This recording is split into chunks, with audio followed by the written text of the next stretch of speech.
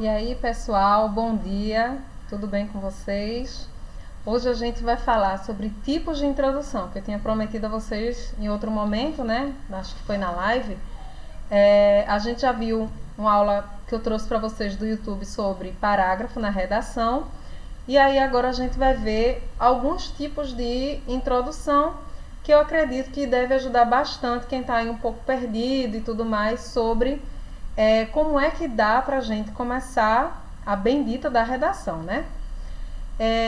Só para lembrar, né, a introdução é aquela parte do texto em que aparece a tese, que é o posicionamento que você vai defender. É muito importante que você sempre deixe claro para o seu leitor o que é que você está defendendo no seu texto. Não deixe isso de maneira dúbia ou velada e tal. Ah, ele entende. Não entende, não. Você tem que dizer tudo que precisa ser dito no seu texto, né? Tem isso sempre em mente para ter a dimensão da clareza do texto que você está trazendo para o seu leitor, tá certo? Clareza, objetividade, concisão são valores numa redação. A redação ela tem que ter esses atributos, tá certo? Será desenvolvido o texto e você deverá justificar e apresentar fatos que comprovem sua tese. Até aí nada de novo, né? A parte inicial do texto e tal, você está apresentando inclusive o seu estilo para aquele leitor, tá certo? O primeiro tipo de introdução que eu estou trazendo para vocês é a citação. A citação ela é muito bacana, mas ela tem que ter atenção, porque é o seguinte: muita gente por aí diz assim, olha, eu vou te dar 2 citações para você decorar e aí quando aparecer lá na redação você coloca. Não é assim que funciona não, viu, minha gente? Quem está dizendo isso está enrolando você. Você não pode pegar uma citação, qualquer que seja, de quem quer que seja, e enfiar ela marretar ela até entrar no texto que você está fazendo, não, porque você tem que observar uma série de coisas. Em primeiro lugar, não existem textos genéricos, certo? Cada texto ele precisa ser considerado para uma determinada situação. Então, pensando assim, uma citação que eu tenho decorada, ela não vai entrar em qualquer tema, ela pode entrar em muitos, mas em qualquer tema que apareça, aí já complica. Você não sabe qual é o tema que vai ser posto para você, isso é um fato. Então você tem que estar pronto para o que der e vier.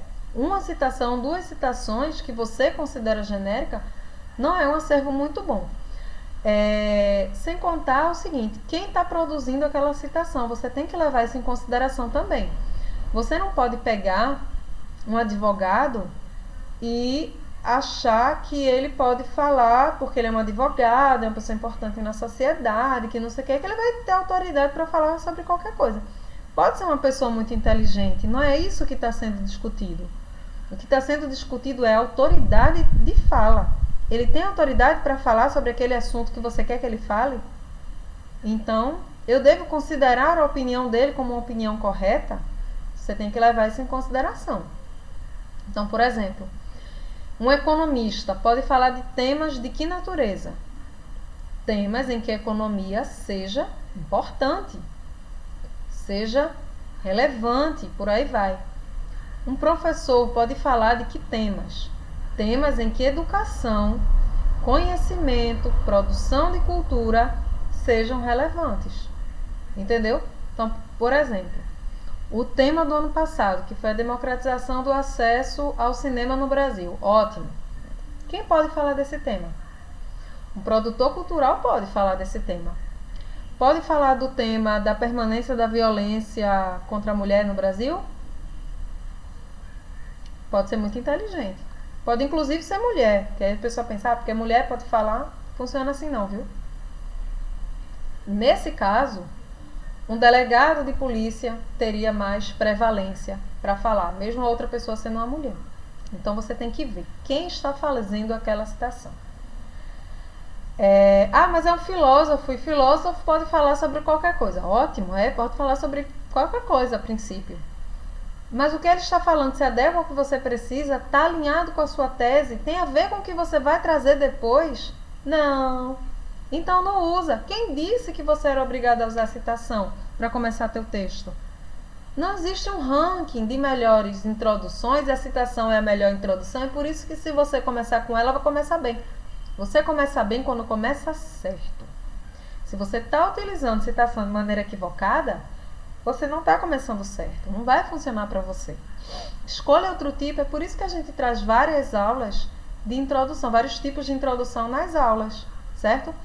Essa serve para você? Não serve, professora, porque assim como a senhora, por exemplo, eu não decoro nada. Ótimo, então Deus lhe deu outros, meu amor. Use os outros, certo? Vamos dar uma olhadinha aqui como é que isso pode ser utilizado. Esse não é o único jeito de aparecer a citação, não. E a propósito, a citação pode ser direta ou indireta. Essa aqui é uma citação indireta. A citação direta tem que estar lá entre aspas e tem que ter o texto igualzinho ao que o cidadão botou lá, onde quer que você pegou esse texto. Foi na revista Veja, foi no livro, foi não sei o quê. Tem que estar igual, tá certo? Quando está entre aspas é igualzinho. Então, segundo Zygmunt Bauman, sociólogo polonês, a falta de solidez nas relações sociais, políticas e econômicas é característica da modernidade líquida, vivida no século XX. Ótimo. Então, aí eu disse quem era o cidadão que eu estou citando. Com as minhas palavras, eu coloquei, né, os pressupostos iniciais aqui do pensamento dele, mas essa introdução está incompleta. Eu tenho que comentar a fala que eu trouxe. Essa fala não é minha, é do Zygmunt Bauman. E aí, se eu coloco, não, vou citar o Bauman, ele está na moda, tal, não sei o que, vai parecer que eu sou muito inteligente. Ótimo, citei. Aí eu faço o que com essa citação? Tenho obrigatoriamente que comentar. Eu posso, inclusive, discordar. Olha aí que legal. Eu posso discordar da citação que eu trouxe. Eu posso dizer, olha, tem esse camarada que é reconhecido na área, não sei o que, mas tá errado, viu? Não é assim, não. É outra coisa, desse jeito, por causa disso, por causa daquilo, por causa daquilo outro. Mostra, inclusive, que eu tenho bastante conhecimento sobre aquele conteúdo. O que nem sempre vai acontecer. Às vezes eu tenho muito conhecimento em alguns temas e aí vai acontecer de cair um tema que eu não conheço tanto e tal, isso vai ser mais difícil. Mas é um jeito, tá certo? Outra coisa. Não, eu ouvi dizer que o Bauman, o corretor não gosta, que use e tal. Olha, veja só. O corretor não tem que gostar, não. O que acontece é o seguinte, às vezes você usa errado. E aí cria esse entendimento de que os corretores do Enem não gostam que se use tal filósofo. Ele não tem que gostar nada, não. Se você utilizou direito, a sua nota será boa. Se você não utilizou direito, aí você fica com isso na sua cabeça. Que eu usei o Bauman, ele não gosta. Não é isso. É que você utilizou mal. O problema não está no corretor, não. O problema está no seu texto. Por isso que a gente tem que prestar muita atenção. Por isso que a gente tem que ter um plano mental do nosso texto. Como é que eu vou fazer isso, professora? Eu cheguei lá na hora. Eu já falei em sala de aula. Vou falar de novo em outra aula. Mas você tem que saber como você vai começar, como você desenvolve e como você termina o danado do texto. Você não escreve a primeira letra sem saber como você vai acabar. Você pode não saber a frase que você vai usar, mas a ideia que estará lá na conclusão você já tem que saber. Antes de tudo. Não se começa um texto sem saber o final. Ok?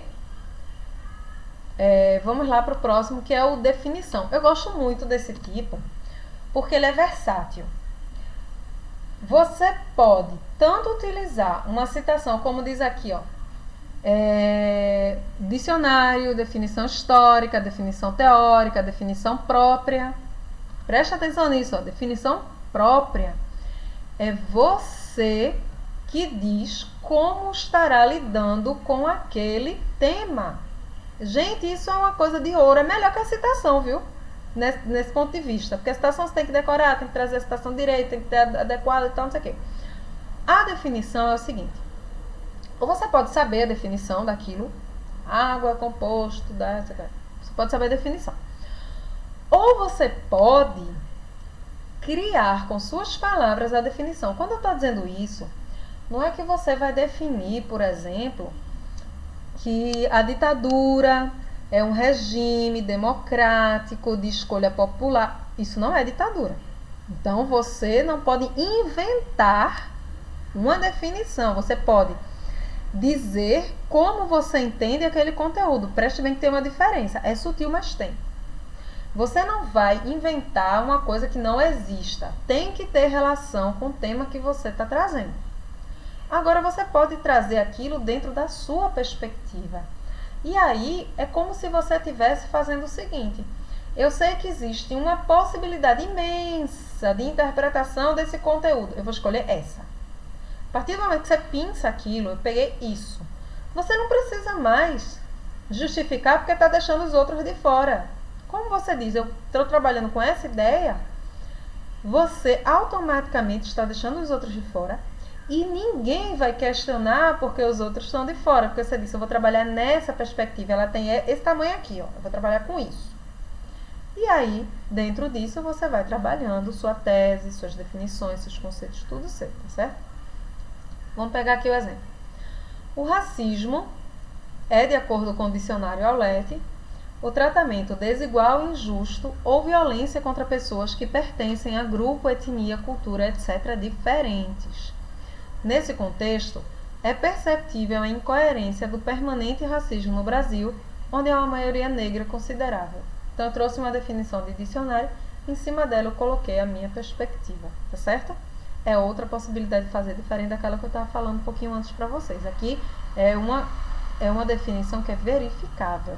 Eu posso abrir o Caldas Aulete, que é o dicionário bastante antigo, e ver lá, racismo, o que é que tem? Ah, é parecido com isso, então pronto, tá certo. Ou eu posso abrir e dizer, não tem nada a ver. Então ela tem assim, esse risquinho como da citação. Se você traz a sua versão dos fatos, aí esse risco já é minimizado, tá certo? É muito bom esse tipo de introdução quando você não está muito seguro do tema.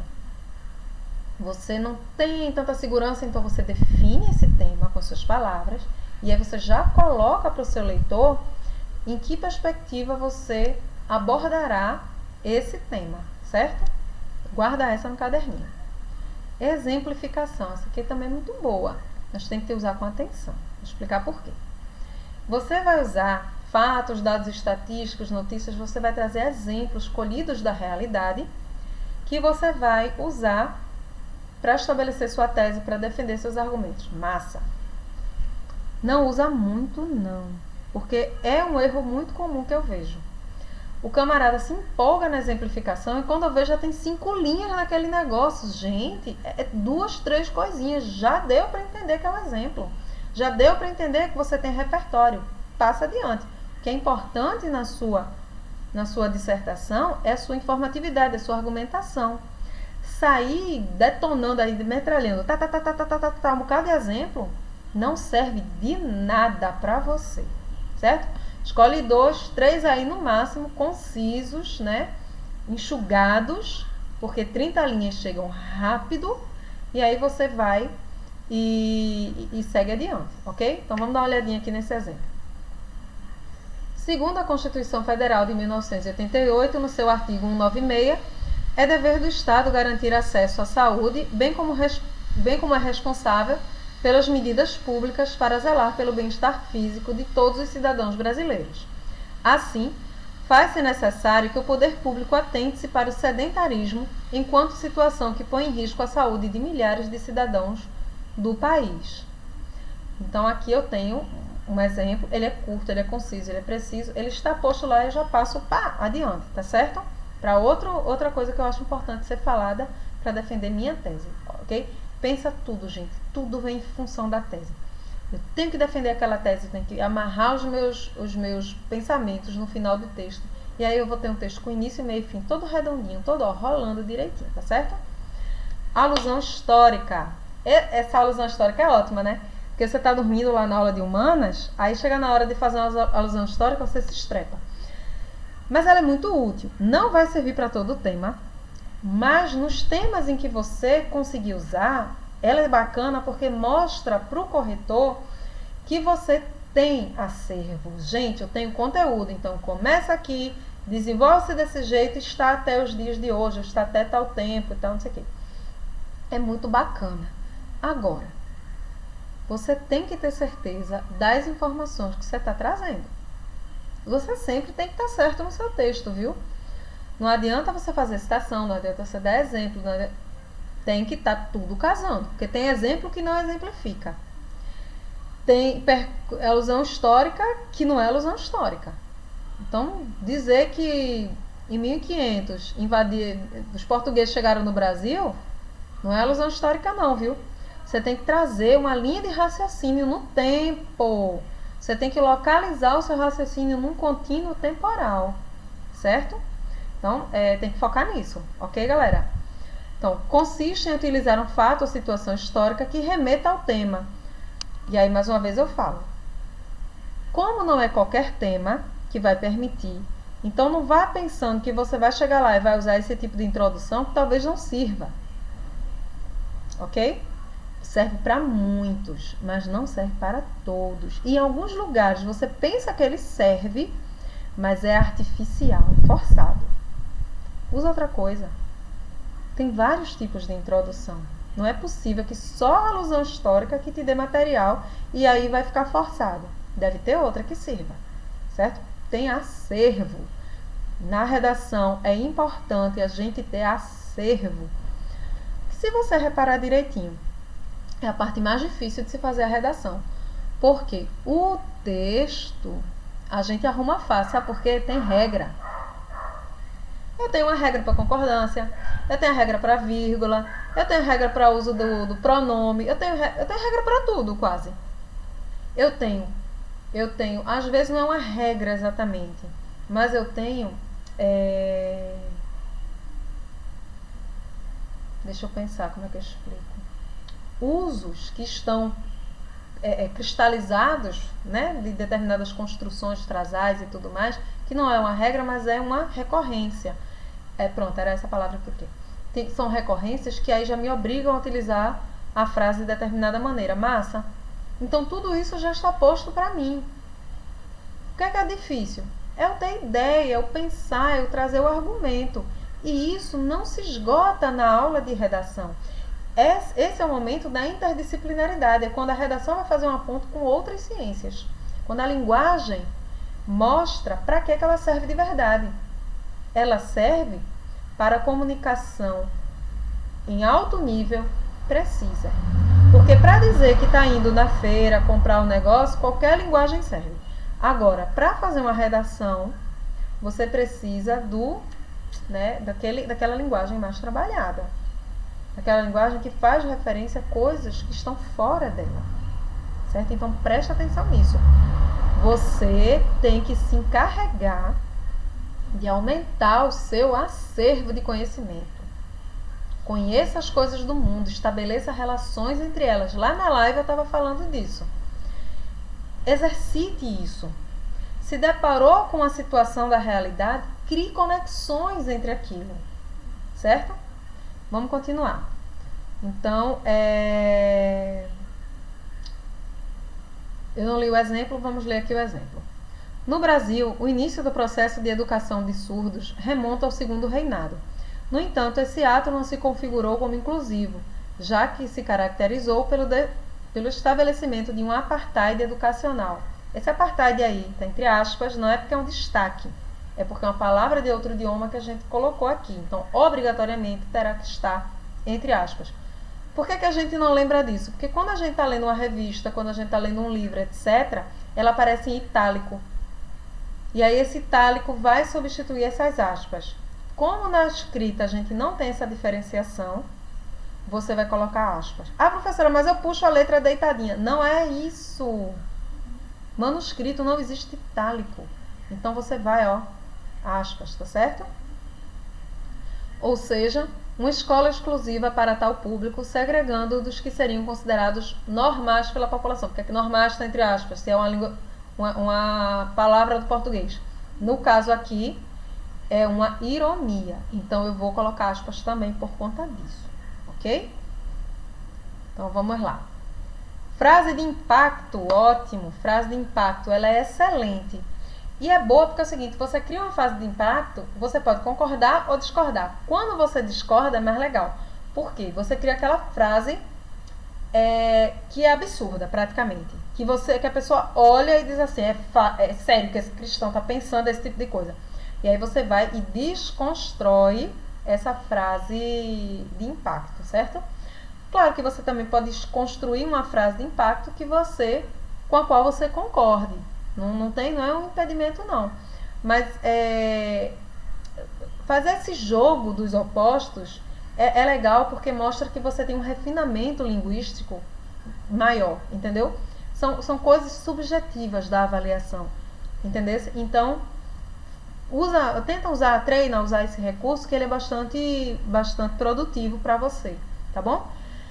Então, escolha uma frase de impacto, mas que não seja exagerada, né? Também não vai botar qualquer coisa. Não vai botar assim, o racismo tem que voltar. Cuidado aí, viu? O objetivo é chamar a atenção do leitor, por exemplo, com uma afirmação crítica. Vamos dar um exemplo aqui. A violência contra a mulher não é tão grave. Isso é o que pensam os que consideram esse assunto pouco relevante para as discussões sociais, e aí continua. Quando eu digo assim, a violência contra a mulher não é grave, já fiquei chocada. Como cidadã, como mulher, né? Já fiquei chocada, já fiquei assim, como assim não é grave? Tem gente que morre, tem gente que fica incapacitada para a vida toda, como é que o negócio desse não é grave? Aí eu vou ler o resto. Isso é o que pensam, né? Quem considera esse assunto pouco relevante. Aí eu já sei que o autor do texto não concorda com essa fala que ele trouxe, essa frase de impacto, que não é fala de ninguém, né? Por isso que não está entre aspas, por isso que não tem atribuição de autoria. Porque ele só disse que era um pensamento que está ali, que seria posto na sociedade. E aí vai desconstruindo, certo? Então, veja que é bastante interessante. A pessoa olha, se choca, aí depois você desconstrói e a pessoa, tá, tudo bem. É como se você estivesse, de certa maneira, induzindo, preparando a pessoa para concordar com aquilo que você vai colocar. Que não é a frase impacto, é a desconstrução. Você preparou o terreno para que a pessoa concorde com o que você vai colocar em seguida. Veja bem que você não dá muita opção para a pessoa de pensar por ela própria. Você pega ali de surpresa e você induz o raciocínio dela. É show de bola. É uma estratégia argumentativa muito bacana. Certo? Então, vamos dar interrogações. As interrogações são boas porque elas ajudam a organizar o seu pensamento e ajudam a organizar o seu pensamento perante o leitor. Então, o leitor vai ver aquilo como você está estabelecendo o seu texto. Certo? Agora, você tem que entender uma coisa. Quando você colocar uma pergunta que seja realmente uma pergunta, você tem que respondê-la de maneira satisfatória. Bora ver. É lançar perguntas ao leitor a respeito do tema que será analisado e respondido ao longo da redação. Então, você pergunta e você responde. A resposta não fica a cargo do leitor, não. Tá bom? Deixa isso para quando você construir um romance. Aí você faz um romance obra aberta, tá bom? Aqui não é o lugar disso. Podem ser perguntas que você responderá nos parágrafos seguintes ou uma pergunta retórica. Então vamos lá conferir o que é uma pergunta retórica, né? Porque às vezes a gente se confunde. Ela é formulada como uma pergunta. Então é uma afirmação disfarçada de pergunta. E a resposta normalmente ou é óbvia ou está embutida na pergunta, que não é pergunta, que na verdade é uma afirmação. Confuso, né? Mas é assim mesmo. Por isso que a gente diz pergunta retórica. Porque o que é retórica? A retórica é uma estratégia de convencimento. Então, quando eu trago uma pergunta retórica, eu trago uma pergunta como uma estratégia de análise de alguma questão, de convencimento do meu leitor. Eu vou trabalhar com esses conceitos aí. Por isso não é uma pergunta de verdade, certo? No caso desse exemplo que eu trouxe, as perguntas são reais, não são perguntas retóricas, tá certo? No Brasil, as mulheres sofrem cada vez mais com a violência doméstica. Por isso, em 2006, entrou em vigor a Lei Maria da Penha, que tem como objetivo punir os agressores. Mas essa lei está sendo eficaz? O que é feito após a abertura do processo? Veja lá. Quando eu pergunto, essa lei está sendo eficaz? Eu tenho que responder. E a resposta, presta atenção, não será sim, não. Não é assim que funciona. No parágrafo seguinte, você começa a responder. Você vai responder com uma frase completa, organizada, coerente, que diga o que precisa ser dito. Então, vamos exemplificar aqui. Mas essa lei está sendo eficaz? O que é feito após a abertura do processo? Você pode inverter a ordem de resposta. Começar respondendo a última e depois ir para a primeira. Isso aí não vai importar, não. Dependendo das perguntas que você colocar, não vai importar muito não. Nesse caso aqui não importa. Então, essa lei está sendo eficaz, aí eu começo assim. Nós podemos medir a eficácia de uma lei pela quantidade, isso, daquilo, de não sei o quê, e aí começar a discorrer sua resposta. Ou então começar pela outra pergunta, né? O que é feito após a abertura do processo? Aí você diz assim, o processo, uma vez aberto, não pode ser retirado como era anteriormente, o que promove uma aplicação da lei mais eficiente e tal, não sei o que. Você já está respondendo. Tá entendendo? Ou você pode dizer assim, que a Lei Maria da Penha, ela é eficiente, mas ela sozinha não dá conta da realidade, que ela precisa de outras ações associadas a elas e tal, não sei o que. Aí você vai discorrer sobre o tema, mas você tem que responder, você não pode esquecer. E você tem que responder isso o mais rápido possível. Por isso que eu estou dizendo. Acabou esse parágrafo, no parágrafo seguinte você já começa a responder. E não coloca a pergunta no fim do texto, tá bom?